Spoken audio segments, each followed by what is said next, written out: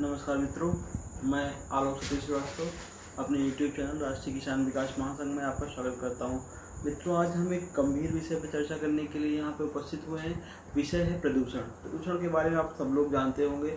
इसमें प्रदूषण एक विकराल रूप लेके हमारे आपके चारों ओर फैला हुआ है और इसका जो बचने का उपाय है वो है सिर्फ एक ही माध्यम है या एक ही उपाय है, जिसको हम बोलते हैं वृक्षारोपण। यदि आप पेड़ लगाएंगे तो ही इससे बचा जा सकता है और इसके लिए हमारे राष्ट्रीय किसान विकास महासंघ ने एक मिशन की शुरुआत की है, जिसका नाम है ललित धरा मिशन। ललित धरा मिशन के तहत हर देश के हर एक व्यक्ति को कम से कम 10 पेड़ लगाने हैं।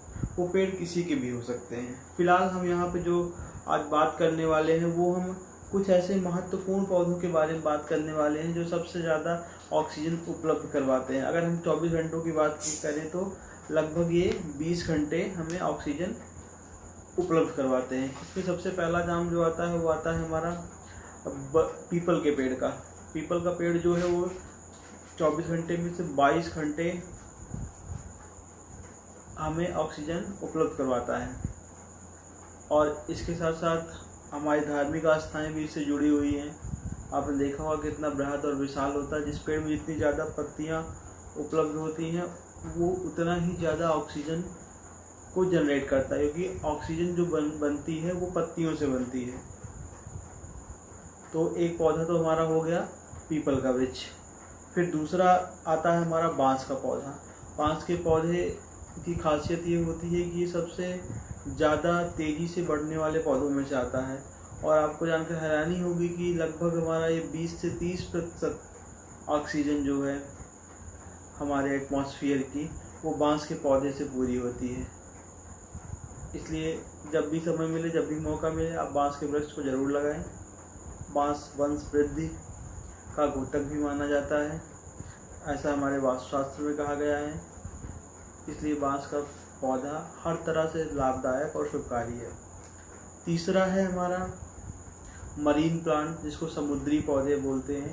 ये मरीन प्लांट हमारे समुद्र में पाए जाते हैं या आप कह सकते हैं जल में पाए जाते हैं और जो पूरा विश्व है उसका लगभग 1/3 भाग जल से आच्छादित है। आच्छादित होने के कारण क्या होता है, ये पौधे सबसे ज़्यादा जो है वो ऑक्सीजन उपलब्ध करवाते हैं नेचर में। लगभग 70 से 80% हमारी ऑक्सीजन इन समुद्री पौधों के द्वारा प्रोवाइड कराई जाती है नेचर में। तो सबसे ज़्यादा रोल अगर किसी का माना जाता है तो हम इनका मानते हैं, समुद्री पौधों, जिनको हम क्या बोलते हैं, मरीन प्लांट। पत्तेदार पौधे ऑक्सीजन बनाने का काम पेड़ की पत्तियां करती हैं। बताया जाता है कि 1 घंटे में पत्तियां 5 मिलीलीटर ऑक्सीजन बनाती हैं। इसलिए जिस पेड़ में ज़्यादा पत्तियां होती हैं वो सबसे ज़्यादा ऑक्सीजन बनाता है। नीम, बरगद, तुलसी के पेड़ भी अधिक मात्रा में ऑक्सीजन देते हैं। ये पेड़ एक दिन में 20 घंटे से ज़्यादा समय तक ऑक्सीजन का निर्माण करते हैं।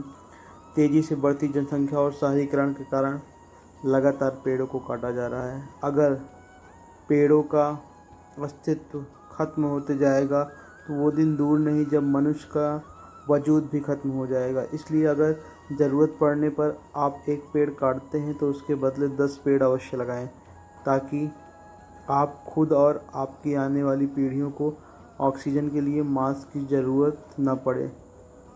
वैसे भी आजकल हम सभी मास्क लगा के ही घूम रहे हैं कोरोना के दिनों में।